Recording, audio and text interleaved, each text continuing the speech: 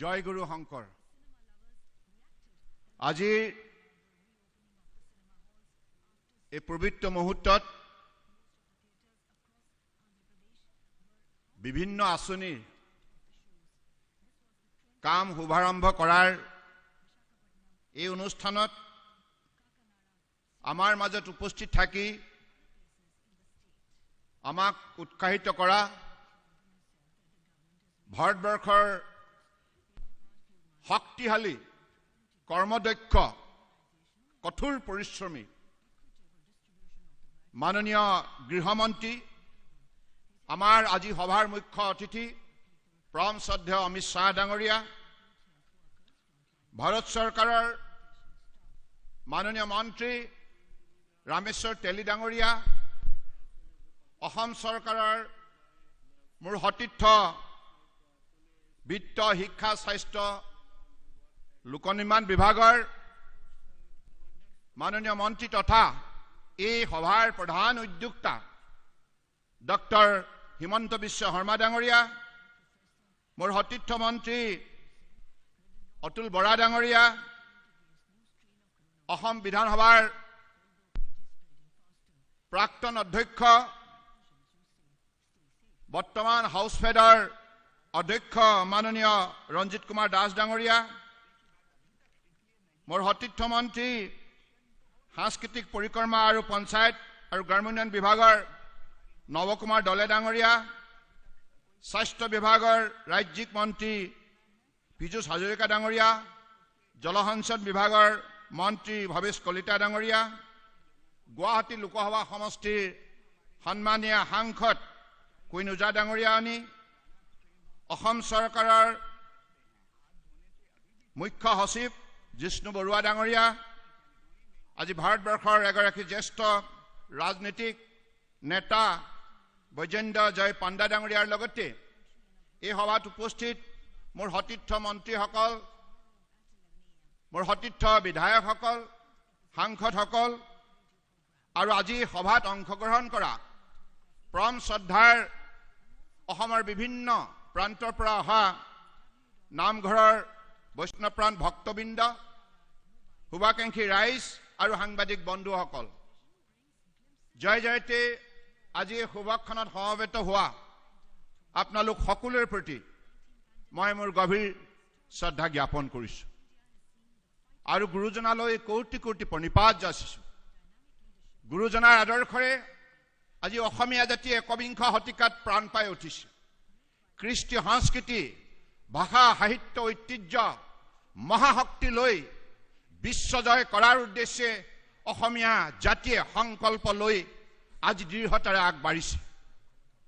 আজি এই সভাখনত আমাক উৎসাহিত কৰিবৰ বাবে ভাৰতবৰ্ষৰ माननीय गृहमंत्री, मैं असम की जनता की तरफ से परम आदरणीय हमारे देश की मजबूत मेहनती ईमानदार निष्ठावान गृहमंत्री परम आदरणीय अमित शाह जी को हृदय से आभार व्यक्त करना चाहता हूं। आपने हर पल हमारा ख्याल रखा है, सिर्फ हमारा ही नहीं देश का ख्याल रखा है। माननीय प्रधानमंत्री नरेंद्र मोदी जी के नेतृत्व पर आपने जैसे मेहनत किया है सुबह शाम और नॉर्थ ईस्ट की प्रगति के लिए विकास के लिए आपने जैसे सहयोग किया है, इसके लिए हम हमेशा आपके आभारी रहेंगे।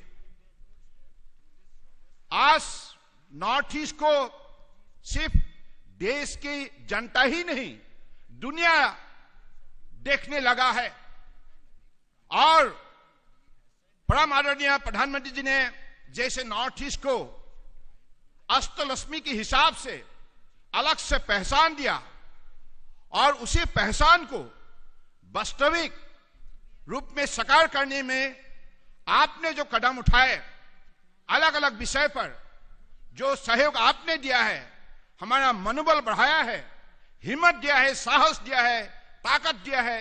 इसके वजह से अमित शाह जी आप हमेशा, ये मेरा मानना है, आप हमारा साथ देते रहेंगे। ये मेरा विश्वास भी है, क्योंकि आज देश के नौजवान जिस हिसाब से अपने पहचान बनाने में, अपने शक्ति बढ़ाने में लगे हुए हैं, और इसके वजह से हमारी नॉर्थ ईस्ट की नौजवान भी जाग उठा है। और ये मुझे पूरी विश्वास है कि अगले दिनों में नॉर्थ ईस्ट भी हमारे देश के अलग अलग प्रदेश की तरह विकास के रास्ते पर अपना पहचान बना पाएंगे। मैं विश्वास राखिछु जे আজি तारिखत माननीय गृहमंत्री अमित शाह डांगरियाय जेने धरणे আজি এই 4টা प्रकल्पर काम शुभारम्भ करी आमाक उत्साहित करार तेखेते बलिष्ठ पदक्षेप ग्रहण करिছে। यार जोगेदी आमी निश्चित होइछु जे आगंतुक दिनत आमार এইখন राज्यर बराक ब्रह्मपुत्र पहाड़ भयामर शक्ति सम्पद सम्भावना आमी उज्जीवित करार क्षेत्रत केंद्रीय सरकार जिखिनि सहयोगितार प्रयोजन সেই सहयोगिता अब्याहत থাকিব। कारण आमी 2016 सनर पराय माननीय गृहमंत्री अमित शाह डांगरियाय जेने धरणे आमाक उत्साहित करि आइছে और এইখন सरकार गठन प्रक्रियात अमित शाहजी एटा गुरुत्वपूर्ण भूमिका आसिल। गति तेতিয়াर पराय सरकारखन जाते सफल হয় और जनसाधाৰণৰ विभिन्न क्षेत्रत जाते এইখন सरकाৰৰ পৰা जनसाधारण लाभान्वित হয় तार बारे विभिन्न समय आलाप आलोचना जोगेदी तेखेते आमाक जिखिनि दिहा परामर्श दिले সেই বাবে আজি भारतीय जनता पार्टी नेतृत्वाधीन এই মিত্ৰজোঁট सरकारखने सफलतारे अहोমৰ बराक ब्रह्मपुत्र पहाड़ भयाমৰ विभिन्न जाति जनगोष्ठी भाषा भाषी धर्मावलम्बी लोकर सहयोगत सफलतारे আজি विभिन्न कार्यसूची रूपायन करी अहोমৰ 3,50,00,000 लोকক उन्नयনৰ क्षेत्र दृढ़तारे आगबঢ়াৰ সুযোগ प्रदान কৰিবলৈ सक्षम हल। दुर्नीतिर विरुद्धे तीव्र अभियान, प्रदूषण मुक्त अहम, दुर्नीति मुक्त अहम, सन्तासवाद मुक्त अहम, विदेशी मुक्त अहम गढ़ दियार क्षेत्र माननीय प्रधानमंत्री नरेंद्र मोदी डांगरिया, माननीय गृहमंत्री अमित शाह डांगरियाय जेने धरणे दृढ़तारे सहयोगिता आगबঢ়ালে यार बारे আজি অসমত শান্তি বিৰাজমান। সকলো জাতি জনগোষ্ঠীয়ে মহাপুৰুষ শ্ৰীমন্ত শংকৰদেৱৰ আদৰ্শৰে সমন্বয় দ্বাৰা শক্তিশালী হোৱাৰ प्रयास কৰিছে, সংকল্প গ্ৰহণ কৰিছে। বিভিন্ন জাতি জনগোষ্ঠীৰ মাজত সদ্ভাৱনা, আন্তৰিকতাৰ বন্ধুত্ব আৰু ভাতৃত্ববোধ গঢ় লৈ উঠিছে। আমি গুৰুজনাৰ শীৰ্ষণত কোটি কোটি প্ৰণিপাত জনাইছো। তেখেতৰ আশীৰ্বাদৰ বাবে মই ভাবো অসমৰ জনগণৰ সহযোগিতাৰ বাবে আজি অসমৰ বুকুত শান্তি এনেধৰণে অসমৰ জনগণে প্ৰতিষ্ঠা কৰিছে। কোনো সংঘাত নাই, কোনো গোষ্ঠীৰ নামত, ভাষাৰ নামত, ধৰ্মৰ নামত সংঘাত নাই। সকলোৱে সমন্বয় যাত্ৰাত অংশগ্ৰহণ কৰিছে। শ্ৰদ্ধা ভক্তি মানৱ প্ৰেম আজি সুন্দৰ ৰূপত প্ৰদৰ্শন কৰিছে। আজি আমি যি আঁচনি হাতত লৈছো, এই আঁচনিৰ মহানতা, এই আঁচনিৰ গুৰুত্ব, এই আঁচনিৰ মানৱতাৰ কথা আমি সকলোৱে উপলব্ধি কৰিব লাগিব। এই আঁচনিৰ শক্তিৰ কথা উপলব্ধি কৰিব লাগিব। অসম দৰ্শন, ইয়াৰ অৰ্থ এইটোৱে অসমে বিশ্বৰ 770 কোটি মানুহক এনেধৰণে দৰ্শন দিব, যি দৰ্শনৰ যোগেদি বিশ্বৰ মানৱ সভ্যতাই অসমৰ পৰা শান্তি বাৰ্তা পাব, সমন্বয় বাৰ্তা পাব, ভক্তি ভাৱৰ অনুপ্ৰেৰণা পাব আৰু ভাতৃত্ববোধ বন্ধুত্ব গঢ় দিয়াৰ সুন্দৰ শিক্ষা বুটলিবলৈ সক্ষম হ'ব। যেনেধৰণে কুৰুক্ষেত্ৰ যুদ্ধত ভগৱান কৃষ্ণই অৰ্জুনক যি বিশ্বৰূপ দৰ্শন দিছিল, সেই বিশ্বৰূপ দৃশ্য प्रत्यक्ष करी अर्जुने चेतना बुटली पाइছিল जे मानव समाजत धर्म केनेधरणे प्रतिष्ठा करिब লাগিব और धर्म प्रतिष्ठा करार भावे आमार मानुह हिसाबे जिखिनि दायित्व कर्तव्य कि এই কথা जेनेधरणे उपलब्धि करिছিল विश्वर मानव समाजत शांति समन्वय भातृत्वबोध प्रतिष्ठा करार क्षेत्रतो अहोমৰ दर्शन लै विश्वर मानव समाजे निश्चित भावे उज्जीवित होय এখন सुंदर आदर्श समाज गढ़ দিব, য'ত থাকিব শান্তি সম্প্ৰীতি ভাতৃত্ববোধৰ বন্ধুত্ব। গুৰুজনাৰ আদৰ্শৰে সেইখন সমাজ বিশ্বৰ বুকুত গঢ় লৈ উঠাৰ স্বাৰ্থত আমি গুৰুজনাৰ সেই মহাস্থান জন্মস্থান বটদ্ৰৱাত এনেধৰণৰ এটি কেন্দ্ৰ নিৰ্মাণ কৰিব বিচাৰিছো। আধ্যাত্মিক পৰ্যটনৰ কেন্দ্ৰবিন্দু বিশ্বৰ বুকুত, আৰু সেই পৰ্যটনৰ দিশত ই এটা উল্লেখযোগ্য বৰঙণি আগবঢ়াব আৰু বিশ্বৰ বিভিন্ন প্ৰান্তৰ পৰা পৰ্যটকসকলে আহি তাতেই বিশ্বৰূপ দৰ্শন কৰিব। গতিকে তেনেধৰণে অসমীয়া জাতীয় জীৱনৰ শক্তি সম্পদ সম্ভাৱনাৰ উমান প্ৰদান কৰিবৰ কাৰণে আৰু এইখন সমাজ কৃষ্টি সংস্কৃতি আধ্যাত্মিকতাৰ ক্ষেত্ৰত কিমান শক্তিশালী এই ৰূপ বিশ্বৰ বুকুত প্ৰদৰ্শন কৰিবৰ বাবে এই অসম দৰ্শনৰ যোগেদি আমি দৃঢ়তাৰে যাত্ৰা সফল কৰি তুলিব লাগিব। গুৰুজনাৰ আদৰ্শৰে এই যাত্ৰা নিশ্চিতভাৱে সফল হ'ব। বৰাক ব্ৰহ্মপুত্ৰ পাহাৰ ভৈয়াম একাকাৰ হৈ ভাৰতবৰ্ষৰ বুকুত অন্যতম শক্তিশালী ৰাজ্য হিচাপে কঠোৰ পৰিশ্ৰমৰ সাধনাৰ যোগেদি এইখন ৰাজ্যই প্ৰতিষ্ঠা লাভ কৰিবলৈ সক্ষম হ'ব। সেই লক্ষ্যৰে আমি আমাৰ যাত্ৰা অব্যাহত ৰাখিব লাগিব। আজি অসমৰ উঠি অহা ছাত্ৰ ছাত্ৰীসকলক আইনী শিক্ষা, চিকিৎসা বিজ্ঞানৰ শিক্ষা, বিভিন্ন ধৰণৰ কাৰিকৰী শিক্ষা, বিভিন্ন খণ্ডত শিক্ষা প্ৰদান কৰি প্ৰত্যেকগৰাকী ছাত্ৰ ছাত্ৰীক শক্তিশালী ব্যক্তিত্বৰ অধিকাৰী কৰাৰ লক্ষ্যৰে সকলোৰে ব্যক্তিত্ব এটা সবল ৰূপত গঢ় দিয়াৰ উদ্দেশ্যে অসম চৰকাৰে বিভিন্ন ধৰণৰ আঁচনি হাতত লৈছে। গতিকে মেডিকেল কলেজ এখনৰ পাছত এখন প্ৰতিষ্ঠা কৰা হৈছে, ইঞ্জিনিয়াৰিং কলেজ প্ৰতিষ্ঠা কৰা হৈছে, পলিটেকনিক প্ৰতিষ্ঠা কৰা হৈছে, স্কিল ডেভেলপমেণ্ট চেণ্টাৰ প্ৰতিষ্ঠা কৰা হৈছে, স্কিল বিশ্ববিদ্যালয় প্ৰতিষ্ঠা কৰা হৈছে আৰু এনেধৰণে আইন মহাবিদ্যালয় প্ৰতিষ্ঠা কৰা হৈছে, নাৰী শিক্ষাক প্ৰাধান্য দিয়া হৈছে, বিভিন্ন মহাবিদ্যালয় প্ৰতিষ্ঠা কৰা হৈছে নাৰী শিক্ষাৰ বাবে। এনেধৰণে অসমৰ বুকুত বসবাস কৰা ৭০ লাখ পৰিয়ালক সকলো দিশতে শক্তিশালী কৰি অসমে বিশ্বজয় কৰাৰ নিমিত্তে যাত্ৰা দৃঢ়তাৰে আৰম্ভ কৰিছে। আৰু এই যাত্ৰাত সহযোগিতা আগবঢ়াবৰ বাবে প্ৰাণ শ্ৰদ্ধাৰ কেন্দ্ৰীয় গৃহমন্ত্ৰী আমাৰ আদৰ্শ ব্যক্তি প্ৰাণ শ্ৰদ্ধাৰ অমিত শ্বাহ ডাঙৰীয়াই আজি আন্তৰিকতাৰে অসমৰ ৰাইজৰ মাজলৈ আগবাঢ়ি আহিছে।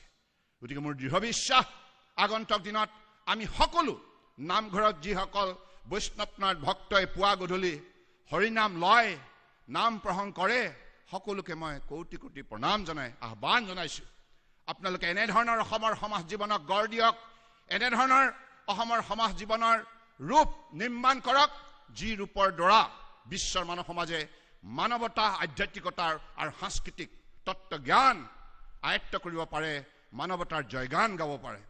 তাকেই বিশেষভাৱে কামনা কৰি মই আজি এই অনুষ্ঠানটোৰ বাবে ডক্টৰ হিমন্ত বিশ্ব শৰ্মা ডাঙৰীয়াক বিশেষভাৱে ধন্যবাদ জনাইছোঁ। তেখেতৰ অধীনত কাম কৰা বিষয়া কৰ্মচাৰীসকলকো ধন্যবাদ জনাইছোঁ। দিনে নিশাই পৰিশ্ৰম কৰি এই অনুষ্ঠান সফল কৰাৰ বাবে যিখিনি কাম ডক্টৰ হিমন্ত বিশ্ব শৰ্মাই হাতত লৈছে তাৰ বাবে তেওঁ সদায় প্ৰশংসাৰ পাত্ৰ। মই তেওঁক শুভেচ্ছা জনাইছোঁ। লগতে फिर से मैं असम की जनता की तरफ से परम आदरणीय गृह मंत्री अमित शाह जी को बधाई देता हूं, धन्यवाद देता हूं।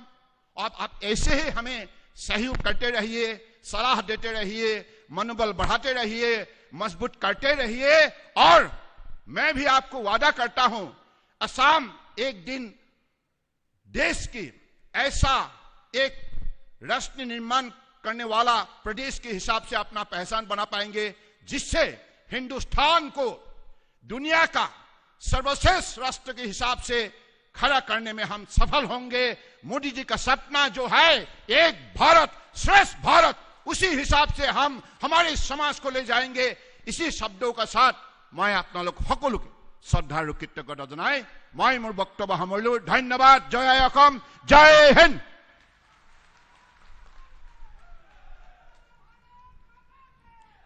অসমৰ माननीय मुख्यमंत्री महोदय आमी धन्यवाद ज्ञापन करिलु।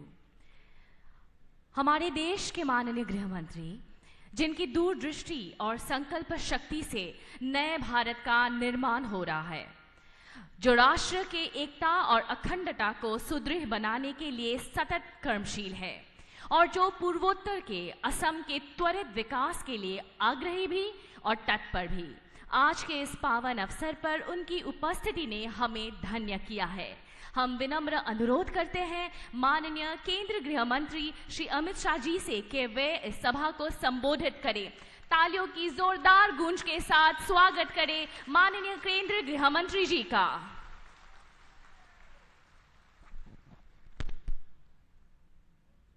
मेरे साथ जोर से बोलिए, भारत माता की। क्यों, क्या हो गया भाई आप लोगों की आवाज को? इतना बड़ा कार्यक्रम है, भारत माता का जयकारा ऐसे लगाएंगे क्या? मेरे साथ दोनों हाथ उठाइए, अंत तक उठना चाहिए हाथ, और नॉर्थ ईस्ट के अंदर शांति के संकल्प की मुट्ठी बींचिए और प्रचंड आवाज से बोलिए, भारत माता की, भारत माता की, भारत माता की। मंच पर उपस्थित असम के लोकप्रिय मुख्यमंत्री, जिनके नेतृत्व में असम के अंदर शांति और विकास के एक नए युग की शुरुआत हुई है, ऐसे श्रीमान सर्बानंद सोनोवाल जी आज के कार्यक्रम के उत्सव मूर्ति, जिन्होंने पूरे कार्यक्रम को अपनी दृष्टि से रचना किया है, ऐसे असम के वित्त और स्वास्थ्य मंत्री भाई हेमंत विश्व शर्मा जी, केंद्रीय मंत्री परिषद में मेरे साथी श्री रामेश्वर तेली जी, असम गण परिषद के नेता और एग्रीकल्चर मिनिस्टर असम श्रीमान अतुल बोरा जी, श्री पीयूष हजारिका जी, श्री भावेश कलिता जी, श्री नबा जी, क्वीन ओझा जी, हमारे प्रदेश अध्यक्ष श्रीमान रंजीत दास जी, असम भारतीय जनता पार्टी के प्रभारी और भाजपा के राष्ट्रीय उपाध्यक्ष श्रीमान बैजयंत पांडा जी, और असम के चीफ सेक्रेटरी के नेतृत्व में बैठी हुई असम की पूरी प्रशासक टीम, और आज इस कार्यक्रम में इतनी विराट संख्या के अंदर आए हुए सभी भाइयों बहनों को मैं बार बार प्रणाम कर मेरी बात की शुरुआत करना चाहता हूं। मैं क्षमा प्रार्थी हूं कि आपको थोड़ी राह देखनी पड़ी। एक अन्य कार्यक्रम कश्मीर में प्रधानमंत्री जी सेहत कार्ड का वितरण कर रहे थे, उसके अंदर ऑनलाइन में जुड़ा था, इसलिए थोड़ी देर हो गई है, इसलिए आप सबसे मैं क्षमा प्रार्थी हूं। मित्रों, आज असम के अंदर लगभग 4-4.5 साल से जो विकास की एक यात्रा मोदी जी के नेतृत्व में और यहां सर्बानंद और हेमंत विश्व शर्मा की जोड़ी ने आगे चलाई है, इसका एक महत्वपूर्ण पड़ाव आज है। क्योंकि आज न केवल विकास, पूरे आसाम को एक करने के लिए, पूरे आसाम की जनता को जोड़ने के लिए, आसाम को भारत के साथ जोड़ने के लिए और आसाम को विश्व के अंदर गुरु शंकर देव के संदेश को पहुंचाने के लिए एक बहुत बड़ा कार्यक्रम आज यहां होने जा रहा है। मित्रों, प्रधानमंत्री नरेंद्र मोदी जी ने 2013 के चुनाव अभियान के अंदर कहा था कि जब तक पूर्वी भारत विकसित नहीं होता, भारत का विकास असंभव है। और सौभाग्य है कि 2014 में देश की जनता ने प्रधानमंत्री जी को इस देश का प्रधानमंत्री बनाया, और नरेंद्र मोदी जी को जो शब्द थे, मोदी जी ने उसको चरितार्थ किया है।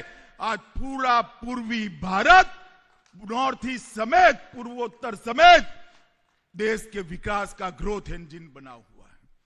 जो पूर्वी भारत में, जो नॉर्थ ईस्ट से लेकर बंगाल, उड़ीसा, पटना तक कभी अलग अलग प्रकार के आंदोलन और हिंसा होती थी, अलग अलग ग्रुप हाथ में हथियार लिए हुए दिखाई पड़ते थे, आज वो सारे मुख्य धारा प्रवाह के साथ जुड़े हुए दिखते हैं। और सारे वो युवा जो कभी आंदोलन करते थे, वो आसाम के विकास के साथ जुड़कर आसाम को देश का ग्रोथ इंजन बनाने के लिए अहरनिश दिन रात काम कर रहे हैं। मैं मानता हूं कि एक बहुत बड़ा परिवर्तन की शुरुआत नरेंद्र मोदी जी के नेतृत्व में हुई और भाई सर्बानंद सोनोवाल और हेमंत विश्व शर्मा की जोड़ी ने इस शुरुआत को गति देने का काम किया है। मगर आज का कार्यक्रम एक अलग प्रकार का कार्यक्रम है। मित्रों, ये भूमि महान परंपरा की भूमि है। यहां का संगीत, संस्कृति, साहित्य अनेक प्रकार से अपना वैशिष्ट्य रखता है। आसाम की संस्कृति सिर्फ आसाम की संस्कृति नहीं है, पूरे भारत की संस्कृति का गहना है। आसाम की संस्कृति पूरे भारत की संस्कृति का गहना है। और आसाम की भाषा, साहित्य, नाट्य रचनाएं, कविता, भक्ति संगीत और संस्कृति के आद्य पुरुष कोई है तो महापुरुष श्रीमंत शंकर देव है। श्रीमंत शंकर देव ने पूरा जीवन आसाम को भक्ति के मार्ग पर ले जाने के लिए लगाया। आसाम के साहित्य की रचना कर कर आसाम के साहित्य और संगीत को एक नई ऊंचाई तक पहुंचाया। पूरे देश में इसको परिचय कराया और पूरे देश के अंदर आसाम के साहित्य और संस्कृति की स्वीकृति भी लाए। श्रीमद शंकर देव हो, महापुरुष माधव देव हो, इन्होंने आसाम के अंदर एक प्रकार से आसाम की जनता को एक करने का काम किया। और उन्होंने उस वक्त कहा था, धन्य धन्य के काल, धन्य नारतनुभाल, धन्य धन्य भारतवर्ष। इसका मतलब है मैं भाग्यशाली हूं कि मैं कली काल में पैदा होने के बावजूद भारतवर्ष में पैदा हुआ हूं, इसलिए मैं भाग्यशाली हूं। और ये संदेश आसाम के महापुरुष शंकर देव का संदेश, गुरु शंकर देव का संदेश पूरे भारतवर्ष के अंदर फैला और भारतवर्ष के अंदर एक प्रकार के भक्ति आंदोलन की शुरुआत की। मित्रों, आज मुझे बहुत हर्ष है। बरदोवा थान जो शंकर देव का जन्मस्थान है, श्रीमद शंकर देव के जन्मस्थान भद्रवा को इतने सालों तक शंकर देव की स्मृति में एक महान पहचान देने की जरूरियात थी। जो 15वीं सदी में उन्होंने काम किया, जो योगदान दिया आसाम के साहित्य को, आसाम की संस्कृति को, आसाम के धार्मिक विचार को, आसाम के इतिहास को, और नाट्य लेखन, कविताएं, भक्ति संगीत, ये सब आयामों में जिन्हें आसाम को एक परिचय दिया, उसके जन्म स्थान की इतने सालों तक शासन करने वाले एक कांग्रेसी मित्रों ने कभी चिंता नहीं की थी। परंतु भारतीय जनता पार्टी हर राज्य के अंदर जो राज्य की पहचान है, संस्कृति है, भाषा है, कला है, इसको बल देने में मानती है। क्योंकि हम मानते हैं जब तक राज्यों की संस्कृति और भाषाएं मजबूत नहीं होती, भारत कभी भी महान नहीं हो सकता। आसामी साहित्य के बगैर, आसामी कला के बगैर भारत का साहित्य और कला अधूरा है।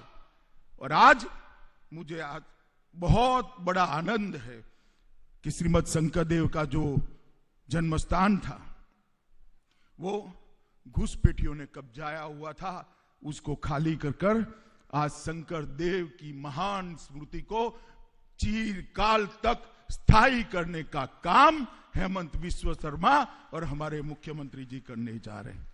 वहां श्रीमद शंकर देव के पद चिन्ह रखना है, उनके ऐतिहासिक स्मारक बनाना है, कीर्तन घर बनेगा, सिलिका वृक्ष, आकाशी गंगा, शांतिजन और डॉल मंदिर के ऐतिहासिक स्मारकों को पुनर्निर्मित किया जाएगा, उसको गौरव प्रदान करा जाएगा। और इस महत्वपूर्ण काम के लिए 155 करोड़ जितनी बड़ी राशि आसाम सरकार ने इंगित की है। मैं बार बार हमारे दोनों नेता को इस काम के लिए अभिनंदन देने चाहता हूं। मित्रों, आसाम के अंदर एक दौर आ गया, आंदोलनों का दौर आया, अलग अलग बातों को लेकर आंदोलन करे, सैकड़ों युवा मारे गए, शहीद हो गए, आसाम की शांति को भंग कर दिया गया। और शांति को भंग करने के साथ ही आसाम के विकास को शुद्ध विशुद्ध कर दिया गया। क्या रास्ता है? विकास ही एकमात्र रास्ता है। विकास तो होगा मोदी जी के नेतृत्व में, हो भी रहा है, मैं आगे बात करूंगा, मगर विचार का परिवर्तन भी जरूरी है और वो विचार परिवर्तन सिर्फ विकास से नहीं हो सकता। आसाम के अंदर 1 लाख से ज्यादा नामघर वैष्णव संप्रदाय को, हमारी संस्कृति को, शंकरदेव के संदेश को आगे बढ़ाने का काम कर रहे हैं। उसमें से 50 साल के पुराने 8000 नामघरों को आज 2.5 लाख रुपया देने का कार्यक्रम हो रहा है। और मैं फिर से बधाई दिए बनकर नहीं रह सकता मुख्यमंत्री और वित्त मंत्री को, क्योंकि आपने जो एक काम किया है वो आसाम के गांव गांव के अंदर कभी जो अलगाववाद की भाषा बोलते थे उनको ये भक्ति के माध्यम से एकत्रित करने का काम होगा। इनामगढ़ का संदेश, आचार्य शंकरदेव का संदेश, गुरु शंकरदेव का संदेश आसाम को भारत के साथ जोड़ेगा और आसाम को विश्व के साथ, विश्व बंधुत्व की भावना के साथ जोड़ने का काम करेगा। और मित्रों, आसाम के अंदर चिरकालीन शांति अगर चाहिए तो यही रास्ता है, शंकरदेव का संदेश ही हमें आगे ले जाता है। मित्रों, आज ये कार्यक्रम, मैं तो बहुत आशावान हूं कि हमेशा के लिए आसाम से आंदोलनों की जगह, हिंसा की जगह, AK-47 लेकर घूमते हुए युवाओं की जगह भक्ति संगीत, साहित्य, कला, नाटक, इसके माध्यम से आसाम की एकता को फिर से एक बार मजबूती प्रदान करेगा और एक संदेश पूरे विश्व के अंदर जाएगा। आज गुवाहाटी में नया चिकित्सा महाविद्यालय भी बन रहा है। मोदी जी जब से प्रधानमंत्री बने, आसाम की स्वास्थ्य सेवाओं के लिए मोदी जी ने बहुत बड़ा योगदान किया है। और मित्रों, लगभग 15 लाख की स्थायी और 5-10 लाख की अस्थायी आबादी के लिए आधुनिक सुपर स्पेशलिटी हॉस्पिटल की सुविधा भी इसके साथ बनने वाली है। और ये 500 बिस्तरों वाला अस्पताल, जहां हर साल 100 डॉक्टर मेडिकल डॉक्टर होकर बाहर पड़ेंगे, जो आसाम के गांवों की स्वास्थ्य सुविधाओं को पूर्ण करेंगे। मित्रों, 2 साल पहले मैं यहां आया था, आसाम के कैंसर अस्पताल का जो टाटा ट्रस्ट ने बनाया था उसका भूमि पूजन करने के लिए आया था। उसके बाद मां ब्रह्मपुत्रा में बहुत पानी बह गया। देखिए, इसके बाद 7 चिकित्सा महाविद्यालय आसाम के अंदर बन चुके हैं, मेडिकल कॉलेज बनने की शुरुआत हुई है। इसके अलावा लखीमपुर, नौगांव, धुबरी, कोकराखार, तिनसुकिया और नलबाड़ी में 6 चिकित्सा महाविद्यालय और स्थापित करने की बात है, जो आसाम के युवाओं को एक मौका देंगे आसाम और देश भर के गरीब पेशेंट की सेवा करने का, अपने जीवन को आगे बढ़ाने का, अपने जीवन को, मार्ग को विकास के रास्ते पर प्रशस्त करने का। मैं आज स्वास्थ्य मंत्री हेमंत विश्व शर्मा को बहुत बहुत बधाई देना चाहता हूं कि एक नया इनिशिएटिव लेकर इन्होंने आगे करा है। मित्रों, आज राज्य के अंदर 11 विधि कॉलेज की भी स्थापना की आधारशिला रखी गई है। आसाम के अंदर निजी विश्वविद्यालय, विधि महाविद्यालय है और बहुत पुराना एक विद्यालय भी है, परंतु आज राज्य में 11 सरकारी विधि महाविद्यालय की स्थापना होगी। आसाम ने इस देश को गोगाई साहब के रूप में एक चीफ जस्टिस ऑफ इंडिया देने का काम किया है। ये विधि विद्यालय अनेक विद ऐसे विद्वानों को हमारी न्याय प्रणालिका को सुदृढ़ करने के लिए देंगे। धुबरी, नलबाड़ी, कामरूप, नौगांव, आंगलोंग, कार्बी आंगलोंग, जोरहाट, डिब्रूगढ़, सोनितपुर, कचरा, लखीमपुर और नौगांव, ये सब जगह पे ये विधि विद्यालय स्थापित होंगे जो आगे बढ़ाएंगे। मित्रों, मोदी जी ने पूर्वोत्तर का विकास, नॉर्थ ईस्ट के विकास को केंद्र बिंदु में रखकर 6 साल तक सरकार चलाई है और मुझे भरोसा है आगे पर भी इसी प्रकार से हमारी सरकार पूर्वोत्तर की सेवा करती रही। मोदी जी स्वयं कभी कभार 5 साल में एक बार कोई प्रधानमंत्री पूर्वोत्तर में आ जाए तो आ जाए, मोदी जी ने स्वयं 30 बार 6 साल के अंदर पूर्वोत्तर का दौरा किया है और हर बार तोहफा लेकर आए, हर बार तोहफा लेकर आए। चाहे मेघालय हो, चाहे मणिपुर हो, चाहे मिजोरम हो, चाहे त्रिपुरा हो, चाहे अरुणाचल हो, चाहे अपना असम हो, विकास के रास्ते पर सारे राज्यों को प्रशस्त करना, रेल मार्गों से जोड़ना, रोड मार्गों से जोड़ना, एयर कनेक्टिविटी को बढ़ाना, युवाओं को नए अवसर देना। एक जमाने में सारे राज्यों के अंदर सेपरेटिस्ट अपना एजेंडा चलाते थे, युवाओं के हाथ में बंदूक पकड़ाते थे। आज सारे हथियारी ग्रुप धीरे धीरे धीरे मुख्य प्रवाह के अंदर शामिल हो गए हैं और आज युवा अपने नए स्टार्टअप के साथ, विश्व भर के युवा के साथ स्पर्धा कर कर अपने अष्टलक्ष्मी को भारत की अष्टलक्ष्मी बनाने की दिशा में आगे बढ़ रहा है। मित्रों, मोदी जी के नेतृत्व में शांति के लिए Bangladesh land boundary agreement, Manipur के ब्लॉकेड को समाप्त करना, ब्रू रियांग समझौता, ये सारे प्रयास किए हैं और सबसे बड़ा काम हुआ है यहां पर बोडो आंदोलन जो सालों से चलता था उनके साथ एक समझौता कर कर, बोडो समझौता कर कर, बोडोलैंड प्रादेशिक क्षेत्र समझौता कर कर आज आसाम के अंदर शांति की शुरुआत करने का काम नरेंद्र मोदी जी ने किया है। इतने सालों से हथियार लेकर जो बोडो युवा घूम रहे थे आज मुख्य प्रवाह के अंदर शामिल हो गए हैं और अभी अभी वहां पर चुनाव हुआ, अभी चुनाव हुआ और मुझे कहने के लिए बड़ा गर्व हो रहा है 80% वोटिंग पहली बार हुआ है और रक्त की एक बूंद भी जमीन पर नहीं गिरी। यह बताता है कि दिल में अगर सच्ची श्रद्धा है, शांति के प्रति समर्पण है, विकास के लिए कमिटमेंट है, तो नेतृत्व कुछ भी कर सकता है। मोदी जी को नॉर्थ ईस्ट के विकास के प्रति श्रद्धा भी है, शांति के लिए कमिटमेंट भी है और विकास का लक्ष्य उनका तय है। इसीलिए एक के बाद एक समस्याओं को सुलझाते हुए मोदी जी विकास के रास्ते पर आगे बढ़े हैं। मैं आज डेमोक्रेटिक फ्रंट ऑफ बोडोलैंड और ऑल इंडिया और ऑल बोडो स्टूडेंट यूनियन के सभी लोगों को हृदय से बधाई देना चाहता हूं कि उन्होंने मोदी जी के नेतृत्व में श्रद्धा रखकर समझौता किया और एक नए युग की शुरुआत हुई। मित्रों, इस समझौते के लिए 5,000 करोड़ का पैकेज निर्धारित किया गया था और इसमें आज ज्यादातर प्रोजेक्ट काम पर चले गए हैं और जो समझौता हुआ था इसके सारे बिंदु पर आसाम सरकार ने मुख्यमंत्री जी के नेतृत्व में काम चालू कर दिया है और इसको यथार्थ स्वरूप लाने के अंदर न गए।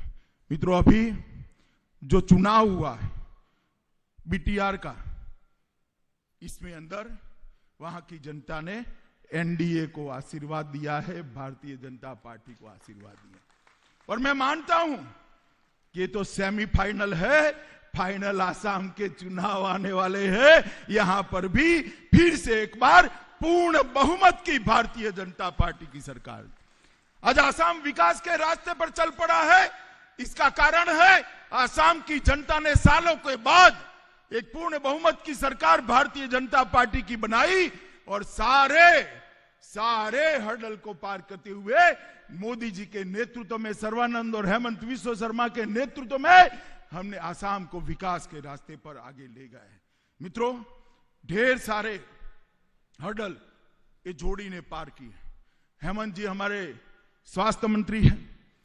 अभी कोरोना काल के अंदर बहुत कठिन था आसाम जैसे राज्य के अंदर कोरोना को संभालना, परंतु आज मुझे कहने के आनंद होता है कि समग्र देश में कोरोना का सामना करने में आसाम सबसे ऊपर के राज्यों में रहा है। टेस्टिंग के मामले में आगे रहा। 0.47% की मृत्यु दर, 0.47। 100 लोग संक्रमित हुए तो आधे व्यक्ति की ही मृत्यु हुई है। विश्व भर में, न केवल भारत, विश्व भर में कहीं नहीं है। सिर्फ बड़े राज्यों में आसाम ने ही इसको सिद्ध किया है और 98% लोग आज स्वस्थ होकर अपने घर पे पहुंच गए। कोविड के दौरान सहायता भी बहुत की गई, वित्तीय संसाधनों का अच्छे से प्रबंध किया गया और कई प्रकार की सहायता देकर गरीब लोगों को कोविड के सामने लड़ने की ताकत दी गई। मित्रों, मुख्यमंत्री जी के नेतृत्व में चाय बागान के लिए ढेर सारे काम हुए। सबसे पहले तो मैं बधाई देना चाहता हूं कि इन्होंने 7,20,00,000 लोगों के बैंक अकाउंट खोलकर बिचौलियों से बचाने का काम किया है। आज उनका श्रम का पैसा सीधा इनके बैंक अकाउंट में चला जाता है। चाय बागान के क्षेत्र के अंदर अस्थाई महिला जो चाय बागान की है, वो जब गर्भवती होती है तो उसको 12,000 रुपया इंस्टीट्यूशनलाइज डिलीवरी के लिए देने का काम हुआ है। शैक्षिक माहौल को सुधारने के लिए 150 उच्च विद्यालय खोले गए हैं, जिससे आने वाली पीढ़ी वहां शिक्षित होकर आसाम और देश के विकास के लिए अपना योगदान दे रहे। स्वास्थ्य सेवाओं के लिए भी ढेर सारे काम करेंगे। मित्रों, अनेक क्षेत्रों के अंदर आसाम में काम हुआ है, मगर मैं ये आसाम सरकार को एक बधाई देना चाहता हूं कि गेंडा जो आसाम का गौरव है, उसका रक्षण करने का काम आसाम सरकार ने बहुत अच्छी तरह से। ये गैंडों का शिकार और शिकार करने वाली टोलियां कांग्रेस के जमाने में राजकीय आश्रय के साथ आसाम के गौरव को निपटाने के लिए आगे बढ़ी थी। आज कठोर हाथ से काम कर कर आसाम भाजपा सरकार ने लगभग शिकार की संख्या 0 कर दी है और काजीरंगा को घुसपैठियों से मुक्त कराने का काम। मैं आसाम की जनता को कहने आया हूं, सालों तक जिन्होंने यहां अशांति बनाए रखी, आसाम की सबसे बड़ी समस्या 2 ही है, घुसपैठ और बाढ़। बाढ़ पर मैं बाद में बात करता हूं, मगर बताइए, ये कांग्रेस और बाकी सारे इन्ना गुन्ना दल है, वो घुसपैठ रोक सकते हैं क्या? जरा बताइए, जोर से बोलो, रोक सकते हैं क्या? रोक सकते हैं? घुसपैठ भारतीय जनता पार्टी की सरकार ही रोक सकती है। नरेंद्र मोदी के नेतृत्व में भाजपा सरकार ही घुसपैठ को रोक सकती। और घुसपैठ हमारी संस्कृति को प्रभावित करता है, हमारे साहित्य को प्रभावित करता है, युवाओं से मौके छीन लेता है और हमारे विकास को बाधित करता है। ये घुसपैठ को रोकने का काम भी भारतीय जनता पार्टी ने ही किया है। मित्रों, अन्न का वितरण हो, असम मला के माध्यम से रोडों को आगे बढ़ाना हो, Assam secondary road improvement project 5,000 crore रुपए का चलाना हो, सबसे ज्यादा नेशनल हाईवे का जाला गूंथना हो, पुल, रेलवे और रेलवे क्रॉसिंग बनाने हो, और इस सारे कामों के अंदर इंफ्रास्ट्रक्चर डेवलपमेंट करने का काम भारतीय जनता पार्टी की सरकार ने किया और मोदी सरकार ने भी आसाम के लिए कोई कसर नहीं छोड़ी। मित्रों, सालों से आसाम सरकार की गैस रॉयल्टी के 8,000 करोड़ रुपया बाकी था। 8,000 करोड़। मनमोहन सिंह स्वयं यहां से 15 साल तक सांसद रहे, 18 साल तक रहे, मगर रॉयल्टी का मसला हल नहीं कर सके। मोदी जी ने आसाम की सरकार बनने से पहले ही आसाम की रॉयल्टी का मसला हल कर कर पुराना 8,000 करोड़ रुपया और आगे के लिए हमेशा बढ़ोतरी कर कर आसाम के विकास के लिए ढेर सारा काम करने का नरेंद्र मोदी जी ने किया है। और मित्रों, ये तो संस्कृति के लिए लगाव रखने वाला प्रदेश है, भाषा और संगीत के लिए लगाव रखने वाला। भूपेंद्र हजारिका न केवल आसाम, पूरे उत्तर पूर्व के, नॉर्थ ईस्ट के साहित्य और कला के प्रतीक बनकर देश में रहे, मगर भूपेंद्र हजारिका को कोई सम्मान नहीं मिलता था।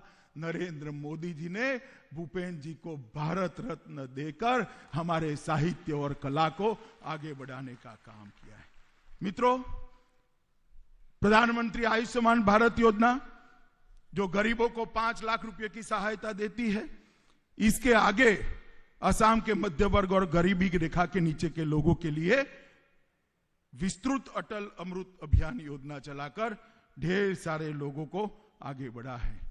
अभी अभी प्रधानमंत्री जी ने प्रधानमंत्री किसान सहायता योजना के तहत आसाम के हर किसान को लगभग 2000 रुपया सीधा उनके बैंक खातों में बिचौलिए के बगैर ट्रांसफर किया है। सर्वानंद जी, कितना रुपया ट्रांसफर हुआ आपके यहां किसानों में? 16 लाख किसानों। रुपया कितना हुआ? 16 लाख लोगों को 2000 रुपया इनके बैंक अकाउंट में देने का काम प्रधानमंत्री नरेंद्र मोदी जी ने किया है। मित्रों, अभी कुछ लोग कृषि सुधारों के लिए बड़ा आंदोलन कर रहे हैं। मैं सभी को आज के मौके पर अपील करना चाहता हूं कि आप मेन स्ट्रीम के अंदर आइए, सरकार के साथ चर्चा करिए और सरकार के साथ चर्चा कर समस्या का समाधान ढूंढिए। मित्रों, जहां तक भारतीय जनता पार्टी का सवाल है, आसाम को ये 6 साल के अंदर हमने कभी पराया नहीं समझा। आसाम को दिल्ली ने हमेशा प्राथमिकता दी है, नॉर्थ ईस्ट को प्राथमिकता दी है और हर योजना का फायदा आसाम और आसाम की जनता के लिए पहुंचे, इसके लिए हमने करा है। मित्रों, ढेर सारी चीजें ऐसी है जो आने वाले दिनों में और होने वाली है, मगर आज मैं आपके सामने एक अलग बात लेकर आया हूं। मित्रों, चुनाव का मौसम आने वाला है। फिर से ये अलगाववाद की भाषा करने वाले चेहरा, रंग, रूप सब बदलकर लोगों के बीच में आएंगे, हमें उल्टा सिल्टा समझाएंगे, आंदोलन की दिशा में ले जाएंगे। मैं उन सबको आज पूछने आया हूं, क्या दिया आपने आसाम को आंदोलन कर? क्या विकास हुआ? रोजगारी मिली? आसाम के लोगों को स्वास्थ्य सेवाएं मिली?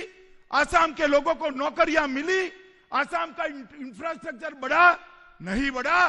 केवल और केवल हुआ तो आसाम के युवाओं को शहीद करने का काम।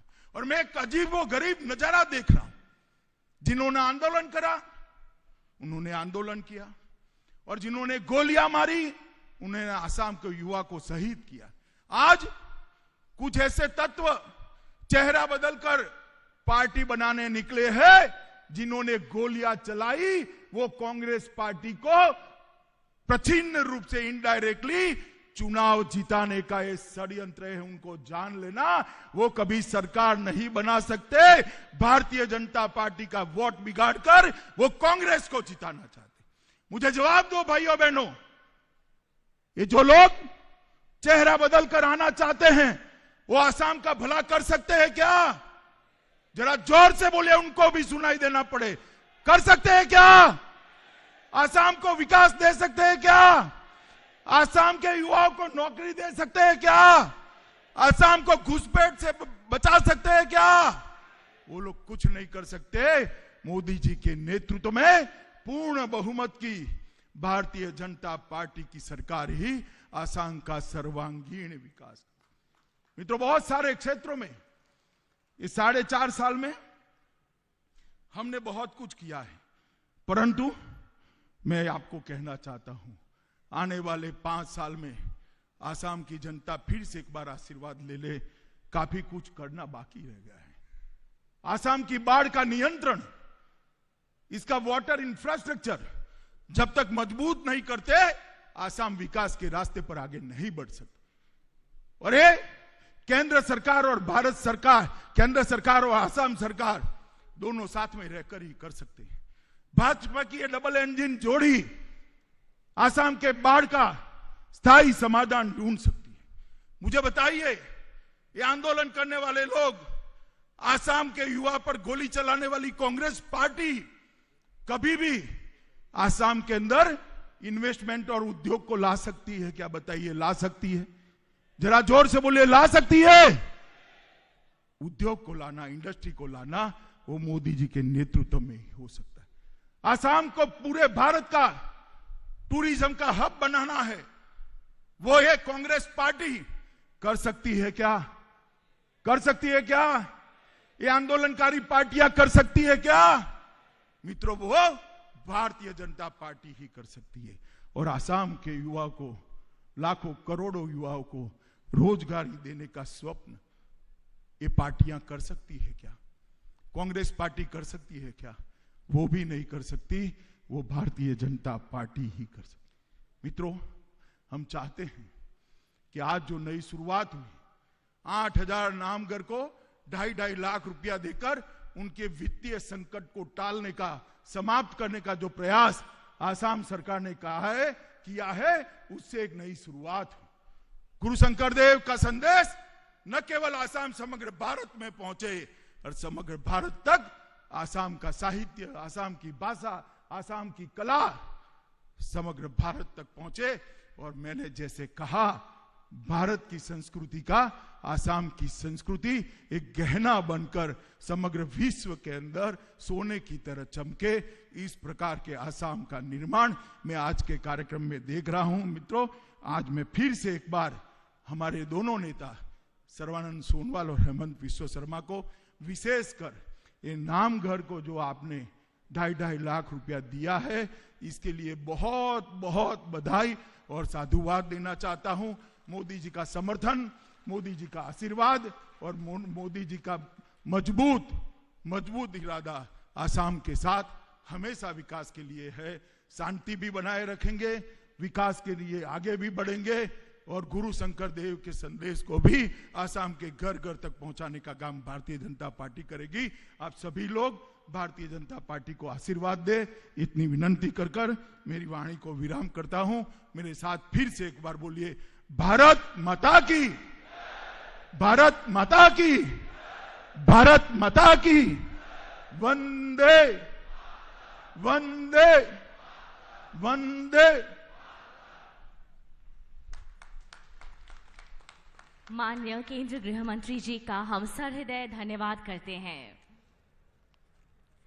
दर्शकगण, जैसा कि आप जानते हैं कि आज इस शुभ अवसर पर 3 महान कार्यों की आधारशिला रखी जा रही है। साथ साथ हमारे 8,000 नामघरों को वित्तीय अनुदान भी दिया जा रहा है। यह एक ऐतिहासिक पल है प्रगति और विकास की ओर अग्रसर असम, साथ साथ अपनी धरोहर को अक्षुण्ण रखने का अनूठा प्रयास। समृद्धशाली अहोमिया संस्कृति के प्राण प्रतिष्ठापक महापुरुष श्रीमंत शंकरदेव का जन्मस्थल है बरदोआ तथा बटद्रवा स्थान, जहां से अहोमिया जाति की बौद्धिक, आध्यात्मिक एवं सांस्कृतिक उत्तरण का सूत्रपात हुआ। प्रस्तुत है एक ऑडियो विजुअल। प्राकृतिक सौंदर्य से आच्छादित, प्राकृतिक संसाधनों से समृद्ध, लाल नदी, नीले पहाड़ वाला प्रदेश है असम। यहाँ की समृद्धशाली जाति के प्राण प्रतिष्ठापक, पथ प्रदर्शक है महापुरुष श्रीमंत शंकरदेव और उसी महान दार्शनिक गुरु की प्रसिद्ध जन्मस्थली है बरदोआ थान। महान असमिया जाति परंपरा की स्थापना में बरदोआ या बटद्रवा थान की भूमिका अतुलनीय है। यूं कहे तो यही से असमिया जाति की बौद्धिक, आध्यात्मिक, सांस्कृतिक उत्तरण और परिचय गठन का सूत्रपात यानी नवजागरण हुआ और यही से बही थी वैष्णव आंदोलन की पवित्र गंगा। वर्ष 1468 में महापुरुष श्रीमंत शंकरदेव युग पुरुष ने 12 वर्ष तक देशाटन करने के बाद विश्वसनीय विचारधारा और टुकड़ों में बटे समाज को एक करते हुए विज्ञान सम्मत आध्यात्मिक दर्शन की ज्योति जलाई थी। नाम कीर्तन के रूप में सिर्फ एक भगवान की पूजा करने का मंत्र देते हुए मणिकूट की स्थापना कर उन्होंने गुरु आसन की परंपरा की शुरुआत की। बरदोआ के इसी प्रसिद्ध हरड़ पेड़ के नीचे बैठकर महापुरुष श्रीमंत शंकरदेव ने कालजयी रचनाएं की। भक्तों के कल्याण के लिए उन्होंने आकाशी गंगा तालाब खोदवाया था। असमिया समाज जीवन के लिए कीर्तन घर, मणिकूट, ऐतिहासिक बरदोआ थान, हरण के वृक्ष, आकाशी गंगा, शांति स्थान और दोल मंदिर का महत्व अपरिसीम है। बरदोआ धार्मिक पर्यटन का प्रमुख स्थल भी है।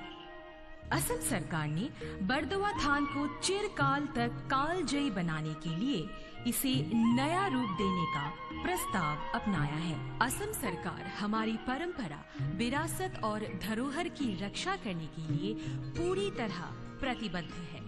राज्य के बजट से इसके लिए 188 करोड़ आवंटित किए गए हैं। मूल तोरण, परिसर की घेराबंदी, गुरु आसन, प्रशासनिक भवन, शोध केंद्र, स्किल डेवलपमेंट केंद्र, सुरक्षा केंद्र, पर्यटक सूचना केंद्र, जल आपूर्ति केंद्र, कला केंद्र, कृष्ण लीला केंद्र, नाटघर, स्वास्थ्य क्लिनिक, अतिथिशाला, मणिकांचन नामघर, चारीहाटी आकाशी गंगा, इतिहास भवन, स्पिरिचुअल सेंटर आदि स्थलों का मनोरम निर्माण किया जाएगा। एक सुंदर परियोजना के साथ राज्य सरकार महापुरुष के जन्म स्थल बटद्रवा को चिरस्थायी सुंदर रूप देने जा रही है, जो इस विचारधारा के उपासकों के लिए सपनों की परिकल्पना है।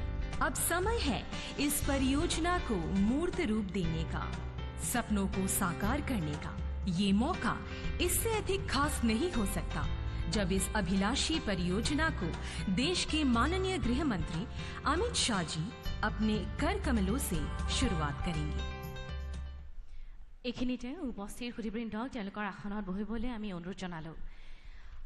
असम सरकार की प्रमुख प्राथमिकता है असम के लोगों की सुरक्षा और समृद्धि, और इसमें सबसे पहले आता है स्वास्थ्य।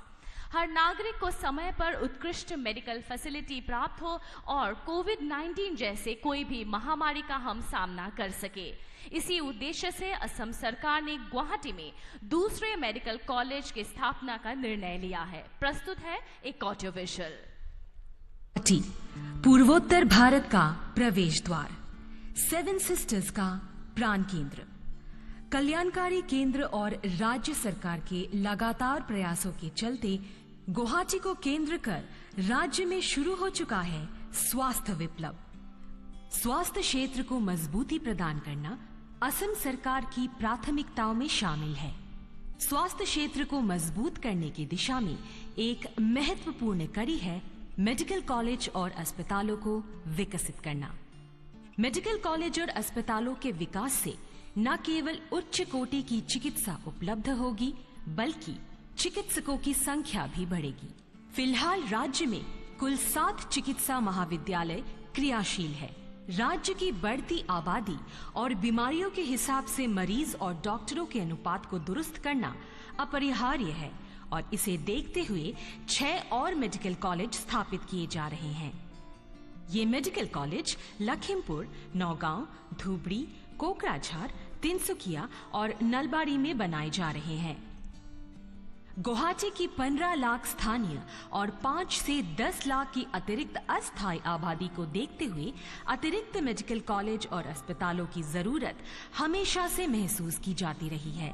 गुवाहाटी न केवल राज्य के लोगों के लिए स्वास्थ्य सेवा का मुख्य केंद्र है, बल्कि पड़ोसी राज्यों के लिए भी मेडिकल हब है। इसलिए जरूरतों के लिए गुवाहाटी की एकमात्र मेडिकल कॉलेज अपर्याप्त है। इसकी कमी हमें तब और खली जब कोविड महामारी के दौर में दूसरे स्वास्थ्य केंद्रों को तेजी से डेडिकेटेड कोविड हॉस्पिटल और आईसीयू के रूप में तब्दील करना पड़ा। इसे देखते हुए कालापहाड़ के एलजीबी चेस्ट हॉस्पिटल परिसर में एक नए मेडिकल कॉलेज और एमएमसीएच में सुपर स्पेशलिटी विंग्स की स्थापना की योजना बनाई गई है, जो गुवाहाटी का दूसरा और पूरे उत्तर पूर्व भारत में सबसे बड़ा चिकित्सा महाविद्यालय होगा, जबकि अस्पताल में 500 बिस्तरों की व्यवस्था होगी। एमएमसीएच अस्पताल को मॉडर्न सुपर स्पेशलिटी विंग के रूप में तब्दील किया जाएगा। कालापहाड़ के नए मेडिकल कॉलेज में हॉस्टल से लेकर एमएमसीएच में विशेष केंद्र की प्रशासनिक और शैक्षणिक ब्लॉक को सुपर स्पेशलिटी हेल्थ इंस्टीट्यूट के रूप में विकसित किया जाएगा।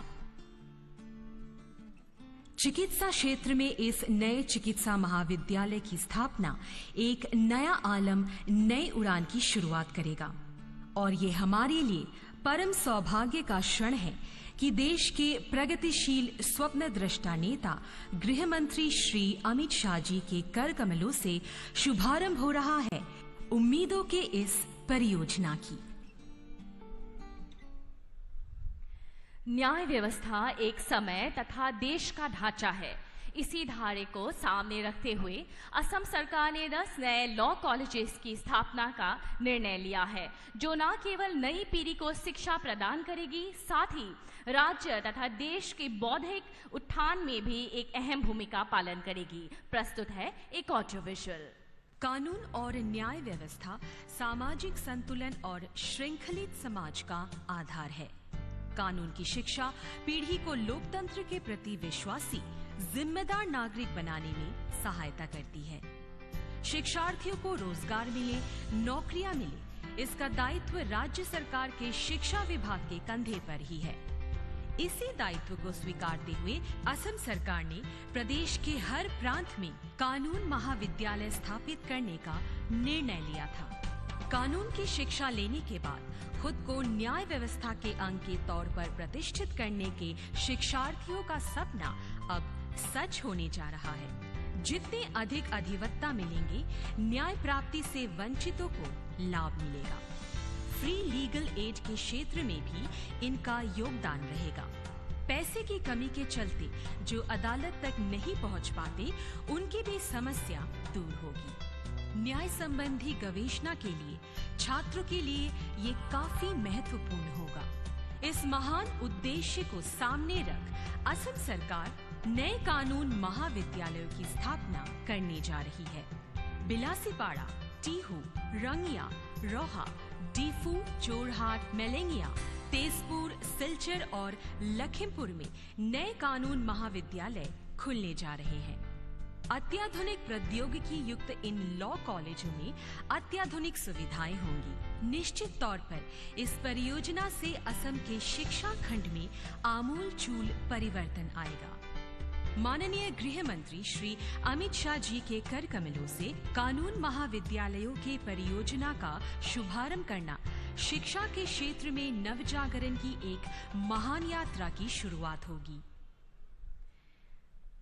धार्मिक धरोहर के आधारिक संरचना मजबूत करने के लिए असम सरकार ने शुरू की अहोम दौड़हौन, जिसके तहत धार्मिक स्थलों की उन्नति का काम किया गया। इसी को सामने रखकर इस बार असम सरकार अहोमिया संस्कृति की धरोहर स्वरूप 8000 नामघरों को धनराशि देने वाले हैं। प्रस्तुत है एक ऑडियो विजुअल।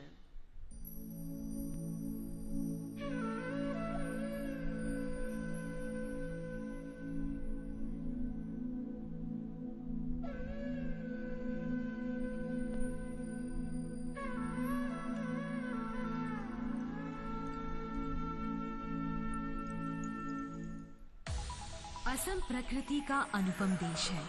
असम का भूभाग मनोरम पहाड़ियां, निर्मल नदियां, विचित्र परंपरा का धनी राज्य है। कामरूप कामाख्या से आशीष धन में इस पवित्र भूमि को महाबाहु ब्रह्मपुत्र ने समृद्ध किया है। असम भूमि में धार्मिक, आध्यात्मिक, सांस्कृतिक समृद्धि पूरे विश्व को समृद्ध करने की क्षमता रखती है। बस जरूरत है सभी धर्मों के इतिहास प्रसिद्ध स्थानों का विकास करना और प्रचार प्रसार करना। इसी दायित्व बोध को स्वीकारते हुए असम सरकार ने 2019-2020 के बजट में अर्थ सामाजिक विकास वाली योजना असम दर्शन को ग्रहण किया था। इस महत्वाकांक्षी योजना के पहले चरण के तहत 915 धार्मिक स्थलों को 10-10 लाख रुपए का अनुदान दिया गया। असम दर्शन के पहले चरण की सफलता से आत्मविश्वासी राज्य सरकार ने असम दर्शन परियोजना के दूसरे चरण के तहत 377 धार्मिक अनुष्ठानों को आर्थिक पैकेज प्रदान किया।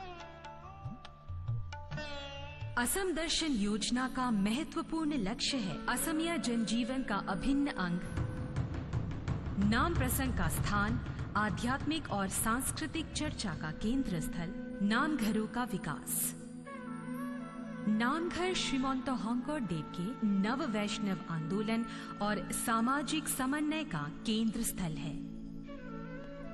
नामघर असमिया जातीय जीवन का प्राण स्पंदन है। सदिया से धुबरी तक, माजुली से मधुपुर तक फैले नामघरों के आधारभूत ढांचों को विकसित करने के लिए राज्य सरकार ने 8000 नामघरों के लिए 2.5 लाख रुपए की आर्थिक सहायता दे रही है। इन नामघरों तक यातायात व्यवस्था को सुगम बनाना असम दर्शन योजना का एक प्रमुख लक्ष्य है। धार्मिक पर्यटन स्थलों तक भक्तों का आवागमन आसान हो, इसके लिए सड़क निर्माण के लिए सरकार ने 614 करोड़ रुपए की मंजूरी दी है। आज इस गौरव पल में असम सरकार की इस अनोखी योजना के रूपायन की शुरुआत देश के गृह मंत्री माननीय श्री अमित शाह जी के कर कमलों से होने जा रही है।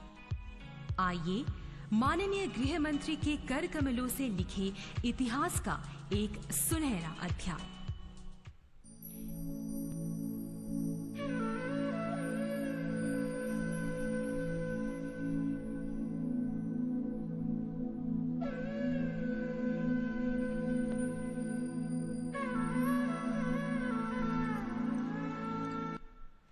अब हम आग्रह करते हैं हमारे आदरणीय केंद्रीय गृह मंत्री जी का कि वे अपने कर कमलों से बोटोड्रा development project, second medical college Guwahati और 10 नए लॉ कॉलेजेस का रिमोट के जरिए आधारशिला रखें।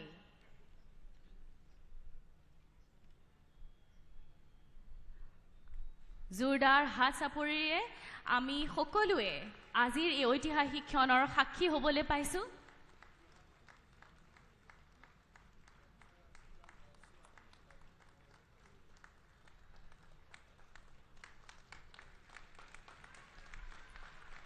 तालियों की जोरदार गूंज के साथ हम स्वागत करते हैं इन सभी प्रोजेक्ट्स का। अब मैं विनम्र आग्रह करूंगी हमारे माननीय केंद्रीय गृह मंत्री जी से कि नामघर के 3 प्रतिनिधियों को अपने कर कमलों से चेक प्रदान करें। हमारे साथ हैं माजुली अफलामुख बरनामघर माजुली, नौगांव श्री श्री बेजिया नामघर कालीबर सोनारी गांव और कामरूप श्रीमंत शंकरदेव नामघर जालुकबाड़ी।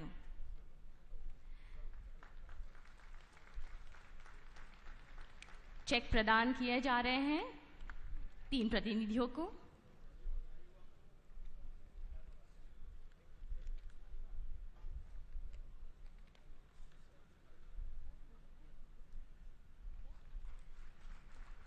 আমি আদৰণি জনাইছো ইমান সুন্দৰ আঁচনি আমাক উপহাৰ দিয়াৰ বাবে, সমূহ অসমবাসীলৈ উপহাৰ দিয়াৰ বাবে।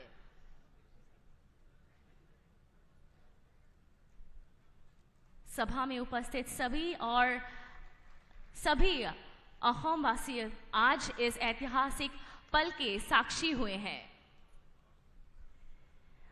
এতিয়া আমি খলাগৰ শৰাই আগবঢ়াবলৈ TND विभागৰ प्रधान सचिव डॉक्टर जॉन बी एक्का डांगरियाक अनुरोध जनालो।